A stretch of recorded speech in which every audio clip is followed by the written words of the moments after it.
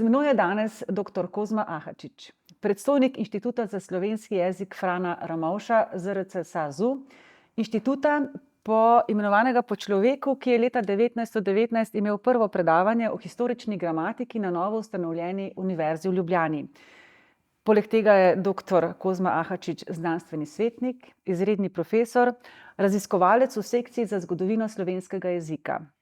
Pri raziskovalnem delu se ukvarja predvsem z zgodovino jezikoslovja in zgodovino jezikovne rabe.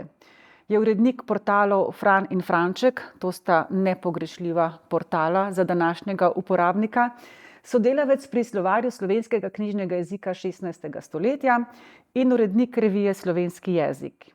Je pisec sodobnih šolskih slovnic, takih, ki so učencem prijazne, kolumnist in ljubitelj glasbe. Skratka, z jezikom se ukvarja v preteklosti, v sedanjosti in skrbi za strategije, kako uporabljati jezik v prihodnosti. Pozdravljeni. Dober dan. Moje prvo vprašanje je, smo le v projektu Človek in žival, torej to je naša tema. Kako se jezik človeka razlikuje od človeka živali? Kje so te bistvene razlike? V resnici je razlika velika. Živali lahko povedo le nekaj besed, ljudje jih lahko izrazimo s svojim jezikom vsaj 1000, tudi več tisoč. Lahko bistveno spreminjamo pomene teh besed, česar živali ne morejo. Hkrati si lahko izmišljujemo povsem nove besede. Zelo zanimivo je, da lahko zanikamo, živali pa ne morejo. Skratka, pes ne more reči hov in pa ne hov. Podobno je tudi z vprašanji. Samo človeški jezik lahko tvori vprašanja in hkrati človeški jezik lahko govori o nečem, česar ni. O nečem, kar je neznano, o nečem, kar je fiktivno. Seveda pa to ne pomeni, da jezik živali za nas ni zelo zanimiv. Nasprotno, še danes mu nismo prišli povsem do dna. Jezik živali je namreč bistveno povezan tudi z nebesedno komunikacijo. V nebesedni komunikaciji pa smo ljudje morda manj senzibilni, kakor živali. Tako da, že če pogledamo naše sporazumevanje, naprimer z domačimi ljubljenčki, lahko opazimo, da se z leti, ko naprimer živimo z neko živaljo, dejansko naše poznavanje živalskega jezika do določene mere izboljša, pa tudi se seveda žival nas razume. Razume nekaj besed, zlasti pa razume našo govorico telesa. No, zdaj sem se spomnila na Wittgensteinovo izjavo, če bi lev znal govoriti, ali bi ga razumeli. Verjetno bi prepoznali njegove besede, to, kar nam želi povedati, vendar ne bi razumeli konteksta, ker ga tudi lev verjetno ne bi imel, kot ste povedali, a ne? Ja, to je zelo zapleteno vprašanje, ki je do neke mere filozofsko. Bi pa opozoril, da so se začele pojavljati ravno zdaj s pojavom globokih nevronskih mrež zanimive raziskave, kako naučiti nek računalniški sistem, nek informacijski sistem živalskega jezika. In morda bomo ravno prek tega prodrli še nekoliko globje v samo razumevanje živalske govorice. Z njo se sicer jezikoslovje neposredno ne ukvarja, ampak vsakega jezikoslovca to že To po naravi to stvari zanima. Se pravi, razlike so ogromne, ste zdaj povedali, med govorico živali in govorico človeka. Predpostavljam, da so bile te razlike manjše dlje, kot gremo v zgodovino, ko se tudi človek ni izražal samo z artikulacijo glasov, ko še ni naredil jezika. Morda, vendar pa moramo tu, bi morali, Ja? če bi špekulirali, najprej razjasniti vprašanje zmožnosti abstraktnega mišljenja. Tu mislim, da je tista ključna razlika, ki tudi pomembno vpliva na sam jezik, tudi če bi uporabljali manj besed. Zato imamo idealen primer, na primer svetopisemski jezik v originalu rabi relativno manj besed, kot jih uporablja sodobni prevod, kljub temu pa je zmožen izraziti z manj besedami zelo veliko kompleksnejših abstraktnih pomenov. Tako kot ste prej rekli, žival, ki jo poznamo z enim pogledom ali z eno gesto, pove točno in točno vemo, kaj hoče, kaj zahteva ali česa noče. Res je. Omenili ste svetopismo, Genezis. Tam je zapisano, da je Bog dal človeku nekakšno pooblastilo, da poimenuje živali. Čeprav ni v vseh genezih, v starih zavezah ni vedno tako izrečeno, ampak taki obvelja. Živali niso imele nikakršne vloge pri tem, kako jih bo človek poimenoval. Poimenoval je, če zopet sledimo tej svetopisemski zgodbi, najprej z enim izrazom, ker pa se je babilonski stolp porušil in imamo različno jezikov, če temu verjamemo. Zdaj, imamo pa seveda ogromno poimenovanj za živali, ampak kako smo sploh poimenovali živali? Kaj je bilo ključno, da smo neko žival poimenovali mravlja, da smo neko žival poimenovali slon? Večina poimenovanj živali izhaja iz dveh področij. Prvo področje je opis živali. Na primer, krava etimološko pomeni rogata žival. Ali bik, nek samec, ki je bučeč, hrumeč.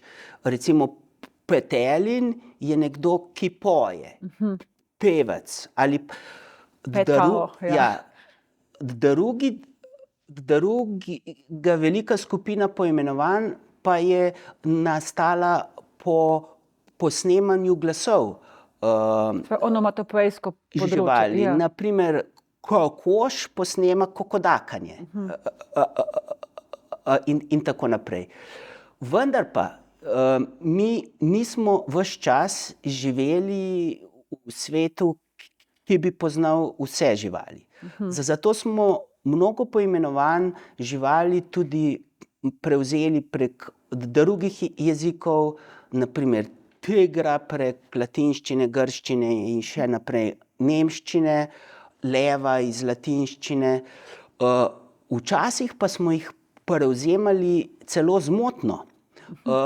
Besedo slon, na primer, smo dobili iz besede, ki je prvotno pomenila lev.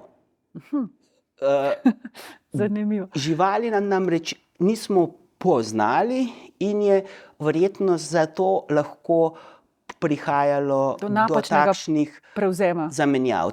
Takšnih zamenjav pri manj znanih živalih lahko takšne zamenjave spremljamo še tudi na primer v Dalmatinovi Bibliji iz 16. stoletja.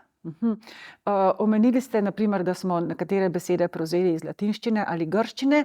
Vsaka žival pa ima zagotovo svoje poimenovanje v latinskem jeziku. Zakaj je to potrebno? Zakaj je to nujno? To je bolj vprašanje za biološko Naravoslovce. stroko, za naravoslovce, je pa logično in je tudi jezikovno.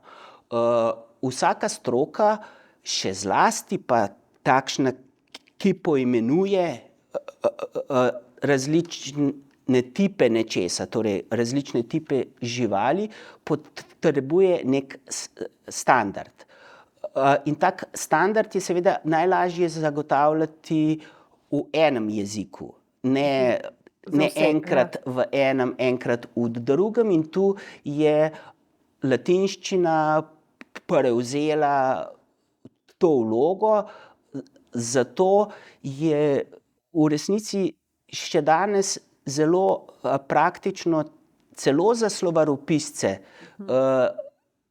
če želimo natančno določiti tip določene živali, poiščemo latinsko ime in potem lažje opišemo tudi slovenskega. Ampak smo zadevo rešili korektno, ni nobenih napačnih interpretacij. Če je latinsko ime, točno vemo, za katero žival gre, čeprav ne vemo.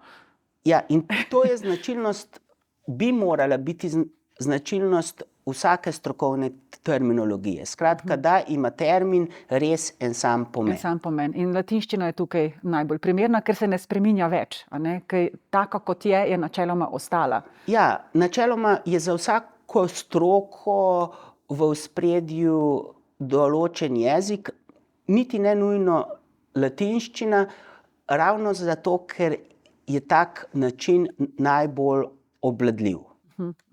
Ampak še vedno, zakaj neko žival, rekli ste, da iz dveh področij, kako je pa določimo potem spol? Zakaj je mravlja v svoji osnovi kot opisu vrste ženskega spola v slovenščini? Tu je spet od jezika do jezika različno. V slovenščini večino besed zaznamuje že sama umestitev v sklanjatev. Če je končni A, je prva ženska.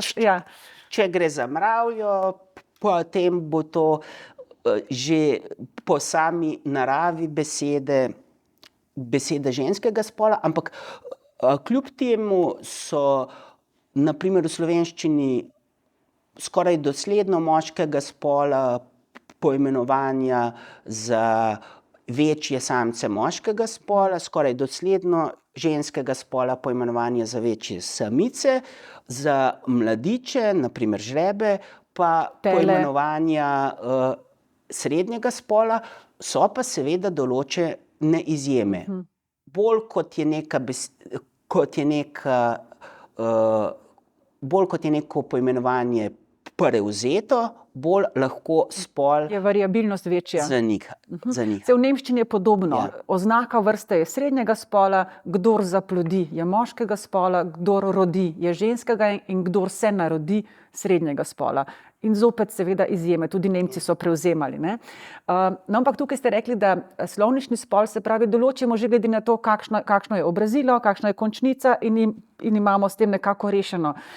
Jaz prihajam iz Prekmurja, na primer, pri nas je štrk moškega spola, medtem ko je štorklja slovenska beseda ženskega spola. In pri nas je štrk samo štrk, ne more biti drugega in ravno zaradi tega, ker ima tako končnico, da ne moremo drugače sklanjati. Potem se pa seveda različna poimenovanja so bila v različnih dialektih. Tudi ukvarjate se z zgodovino jezika, tudi v času smo različno poimenovali neko žival. Kdo pa potem poskrbi, da se nek izraz standardizira?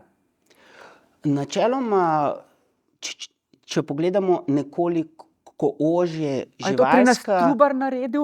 Poimenovanja so najbolj odvisna od samega šolskega pouka. To je zanimivo, ker se včasih sam vpliv jezikoslovcev in jezikoslovja na posamezna poimenovanja se precenjuje. Skratka, če smo imeli več različnih poimenovanj za isto žival, je bilo odločilno, kaj je prišlo recimo v 19. stoletju v šolski sistem, in to se je najbolj potem uveljavilo tudi v knjižnem jeziku. res pa je, da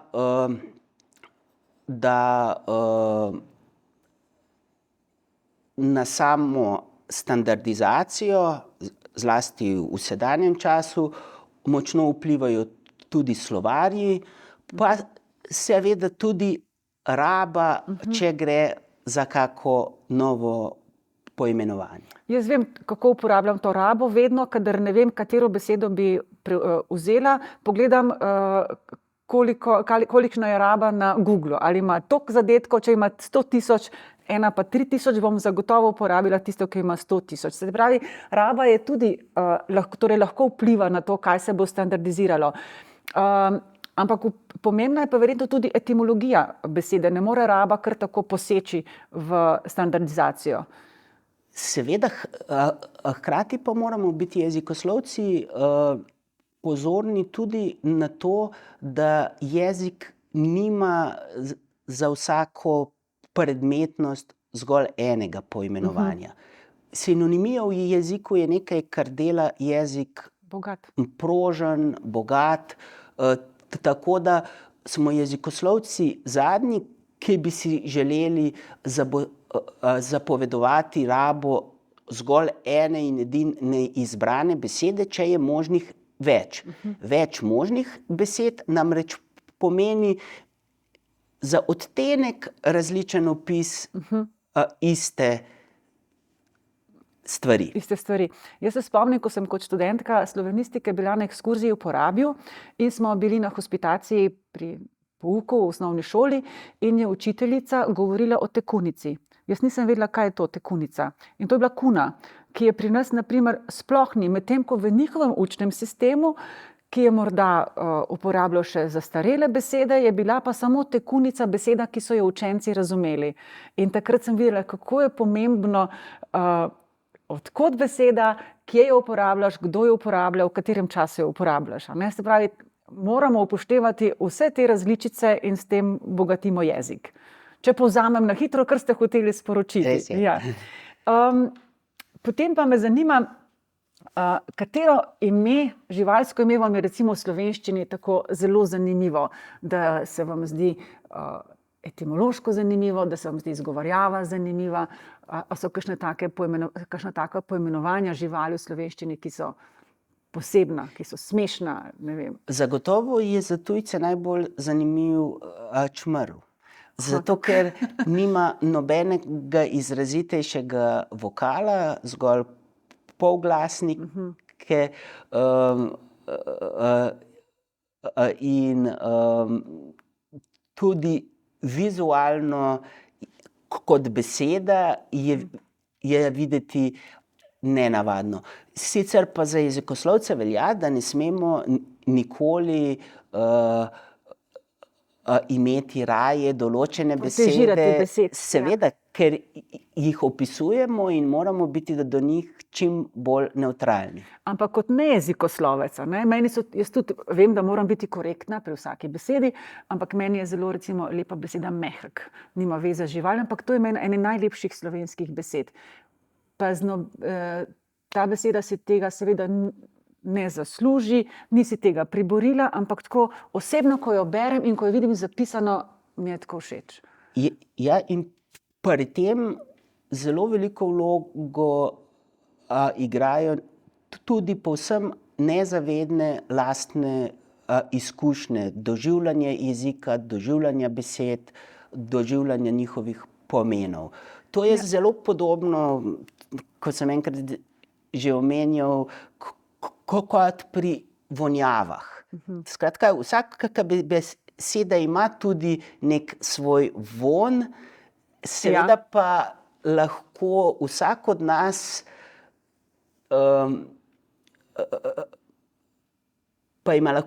nas raje različne vonjave. Zdaj sem se spomnila, ker ste rekli, da je verjetno neko ozadje za to besedo mehek, ni samo zapisana z lepimi črkami, mi je všeč pa na m se imenujem.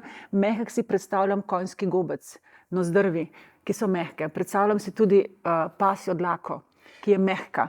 In morda ima to neko nezavedno ozadje, zakaj mi je beseda všeč. V 17. in 18. stoletju so celo mnogi slovničarji pristopali k besedam na tak način, vendar se je kmalu izkazalo, da je to dejansko zelo individualna, Ja. neznanstvena interpretacija.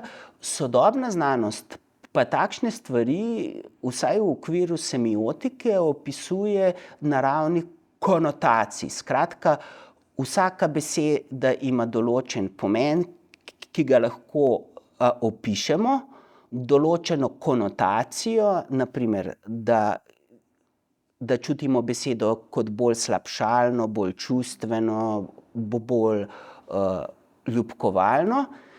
Skratka, določeno konotacijo, ki se jo tudi še da opisati, in pa nek von, nek del konotacije, ki je pa v resnici neopisljiv. In zelo po eni strani lahko individualen, če večja skupina ljudi prebira podobna dela, posluša podoben jezik, pa lahko celo do neke mere skupinski. Še moje zadnje vprašanje, ki nima mogoče toliko veze z živalmi, ampak z jezikom kot takim. Kdo pa v Sloveniji skrbi, da imamo lep jezik? Zagotovo sta to portala Fran in Franček, ampak katere inštitucije so tiste, ki so odgovorne, ki imajo to dolžnost in ki to tudi počnejo? Na Inštitutu za slovenski jezik skušamo skrbeti za slovenščino v tem smislu, da pripravljamo najrazličnejše priročnike za slovenski jezik, da slovenščino raziskujemo, da o njej tudi javno govorimo, da skušamo vplivati na izobraževanje, na jezikovno politiko in tako naprej. Druga zelo pomembna komponenta skrbi za slovenščino so vse izobraževalne inštitucije. Skozi izobraževanje namreč naredimo največ za jezik in se tudi največ jezika naučimo. Neposredno na politični ravni skrbi za slovenščino služba za slovenski jezik pri Ministrstvu za kulturo, nato pa so tu še raziskovalne inštitucije, poleg naše so tu fakultete, raziskovalci in raziskovalke na vseh slovenskih univerzah, ki se deloma potem ukvarjajo tudi s slovenskim jezikom, na oddelkih za slovenistiko, slavistiko in tako naprej, tudi v tujini. Potem so tu seveda številni lektorati, ki izobražujejo o slovenščini.